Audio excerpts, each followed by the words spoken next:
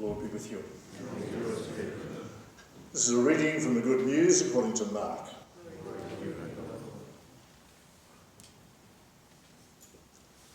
This gospel, as I mentioned a few minutes ago, is a very, very dramatic gospel.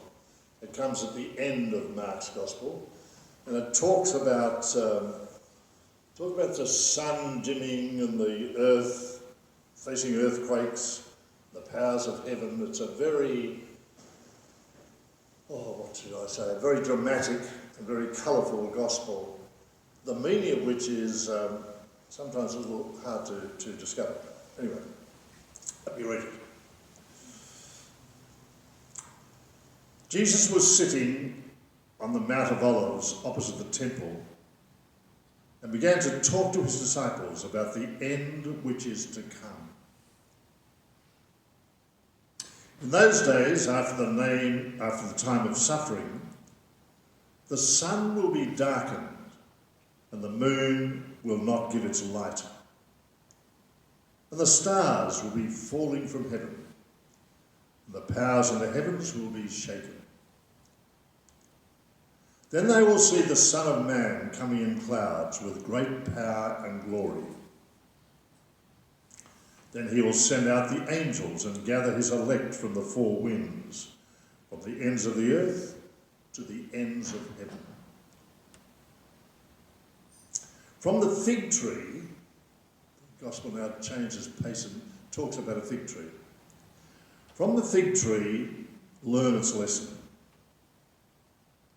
As soon as its branch becomes tender and puts forth its leaves, you know that summer is near. So also, when you see these things taking place, you know that he is near at the very gates.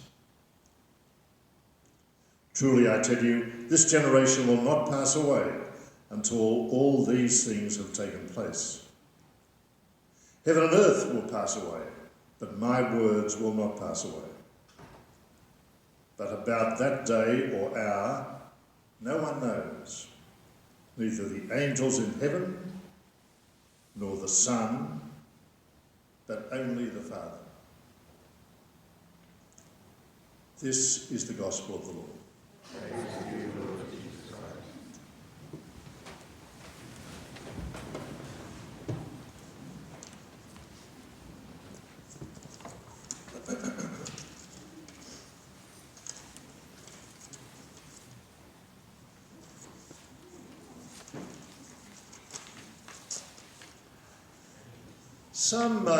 Some people love disaster movies. They must love them because they keep making them, don't they? Who are the disaster? Well, Jaws. Was Jaws a disaster movie? I don't know. It was one that sticks in my mind as I surf on occasion and think of the terrible effect of Jaws, or Jurassic Park, or Independence Day. They're all disaster movies. They feed on our love of disaster. More recently, there was a film on Chernobyl. It was an extraordinary description of just what happened as a result of Chernobyl. But they're not quite my taste. I'm more of an MGM musical sort of a chap, Sound of Music and Love Actually. That's sort of that takes you away into some romantic pink cloud, doesn't it? It's wonderful. Anyway, but those disaster movies are rather like the gospel that I've just read to you. It's a type of storytelling. In the disaster movies, it's a genre of movie making, but it's very, very ancient. And in fact, in biblical times, there was this category, this genre of writing, which actually predates and has the same sort of purpose as the disaster movies. They call it apocalyptic writing. And the first reading that Bob just read a moment ago from the book of Daniel, that's a very good example of this. It's sort of hyperbolic, it's fantasy, it's fantastic. but it's a type of writing. The book of Daniel is an example. The book of Revelation, which is the last book of the New Testament, sometimes called the book of Apocalypse. That's an example of this really colourful, dramatic type of writing. The word apocalypse is interesting, well, interests me anyway. So we misuse it today. Last 12 months ago we were talking about the fires on the south coast were apocalyptic. They meant they were disastrous. They were disastrous of a most extreme form. But the word apocalypse means to reveal something. Doesn't mean disaster at all. It means revealing something which is concealed, uncovering something, disclosing something which is hard to grasp. And the biblical writing on which we call apocalyptic is simply that. You know, I had a couple of religious evangelists coming to your door, knocking on the door and talking about the Bible. They'll often go to the book of Revelation, which is so difficult to understand, that they have the power of sort of, saying they know what this is about.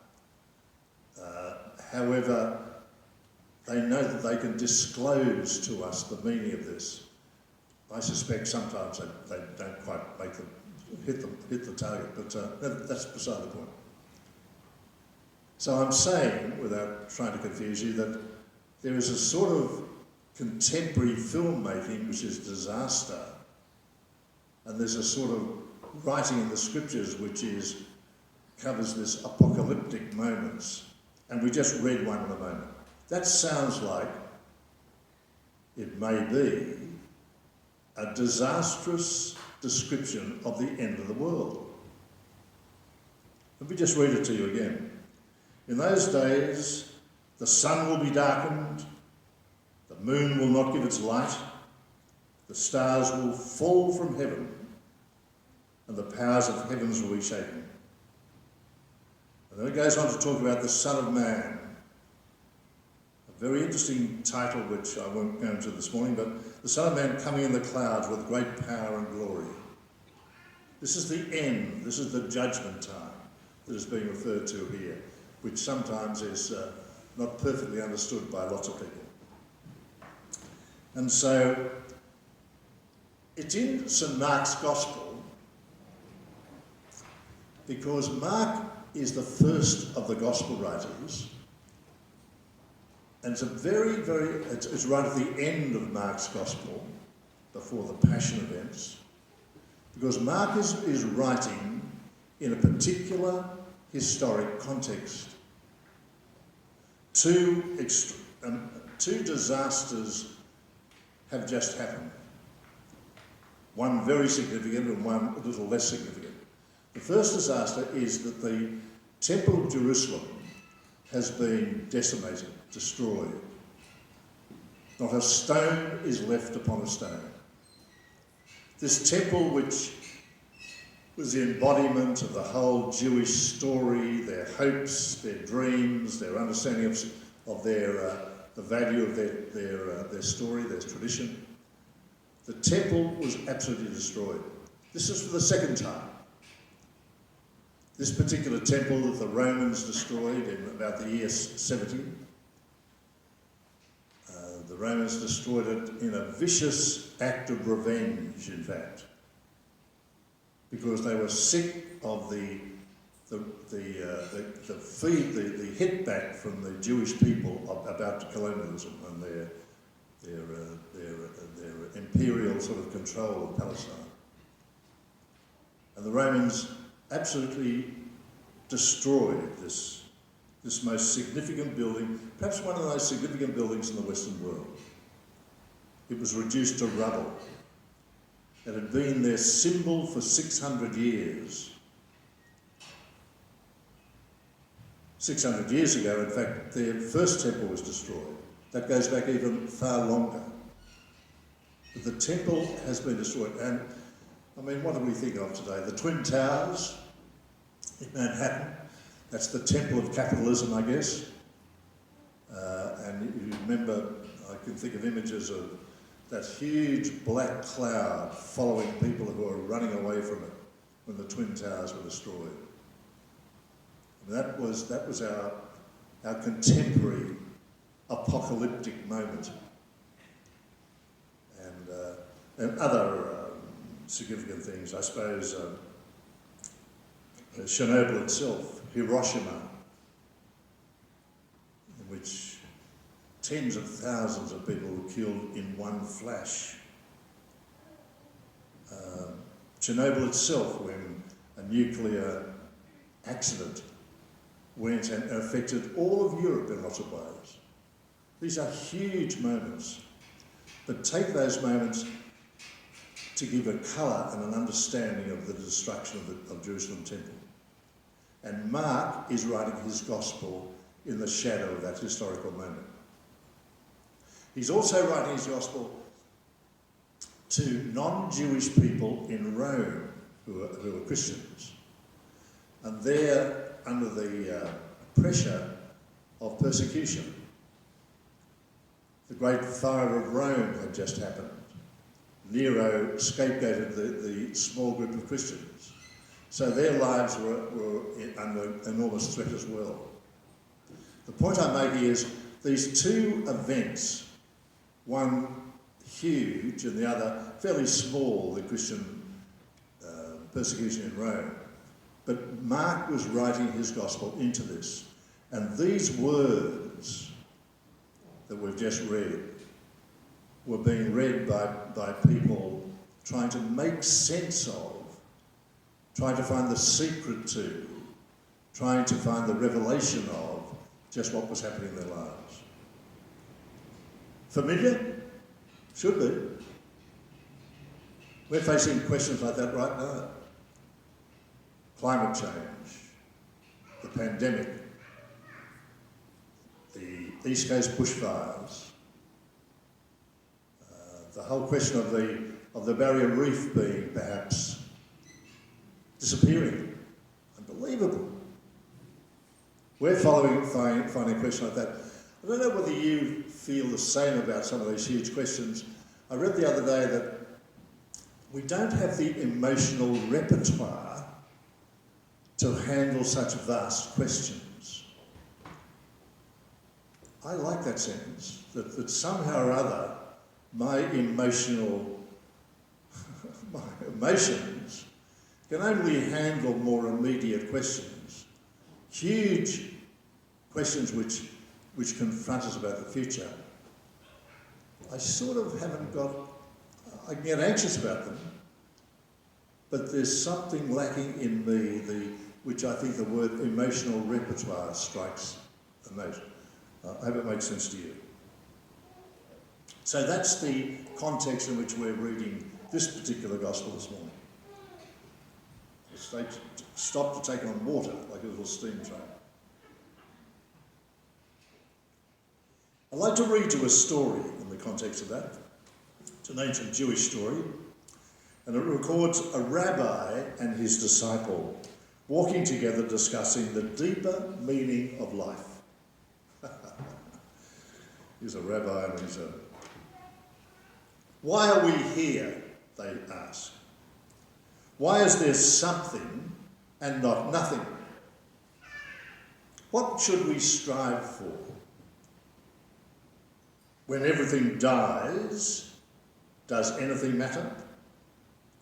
They were the sort of discussion, they were the questions that this rabbi and his disciple were discussing. As they turned a bend in the road, deep in conversation, they saw an old couple in a field, packing the soil around a young tree that they had just planted. The disciple immediately saw the incongruity of what they were doing. He turned to the rabbi and he said, "Rabbi, here's an example of what we're talking about. These old people are planting a tree which they'll never see grow." Go then and ask why they plant the tree. Coming back, the disciple, puzzled, the young man replied, they simply said, the good is enough. It's a bit enigmatic, but think about it. It's been written somewhere that the true meaning of life is to plant trees under whose shade you do not expect to sit. So the future belongs to somebody else. Our task is to properly navigate the present, properly deal with and not be distracted by the issues of the present and seek out our own solutions to it. Or as the story says, plant trees under which we will not sit. Yesterday I went to a birthday of a 75-year-old woman, a friend of mine, and a Japanese man was part of the guest, and the guests were asked to offer a little poem or something. And this Japanese friend of Susan, he said, he read it in Japanese to begin with, which was lovely and of course incomprehensible to me, but anyway. And then he translated it into English. And this is the poem that he translated. 100 years ago, you were not here. 100 years later, you are no longer here. Like the tree, you grow and grow, scattering the leaves of your loves and your dreams. What is happiness but a wrinkled face? I like that. Or a bald head, perhaps. Anyway. What is happiness but a wrinkled face?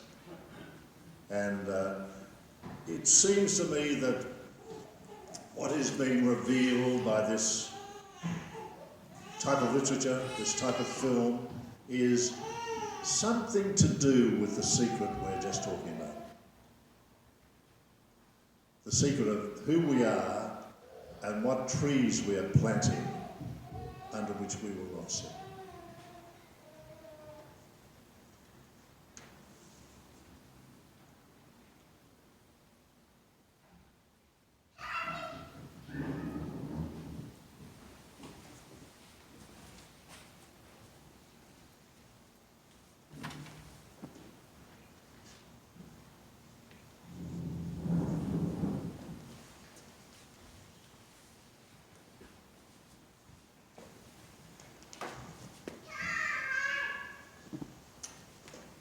But we stand now and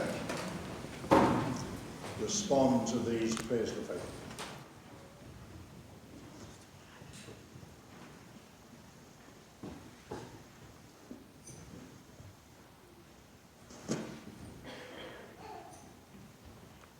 We pray for world leaders that they will press ahead with the changes necessary to bring global warming under control. Lord, hear us. Lord, hear our prayer. We pray for the many who still live in poverty, that this World Day of the Poor will highlight their right to a just share of the world's resources. Lord, hear us. Lord, hear our prayer. We pray for all who have missed significant life experiences because of COVID restrictions, that they will recover from their loss and find joy. Lord, hear us. Lord, hear our prayer. We pray for those who struggle with underemployment, that they will find their way to fuller and satisfying work. Lord, hear us. Lord, hear our prayer. We pray for the recently deceased, and for those whose anniversary of death occurs around this time, that they will enjoy happiness at God's right hand forever. Lord, hear us. Lord, hear our prayer. We pray for and remember Father Paul, who trusted always in the faithfulness of a loving God. May we too grow in the confidence of God's love for us. Lord, hear us. Lord, hear our prayer.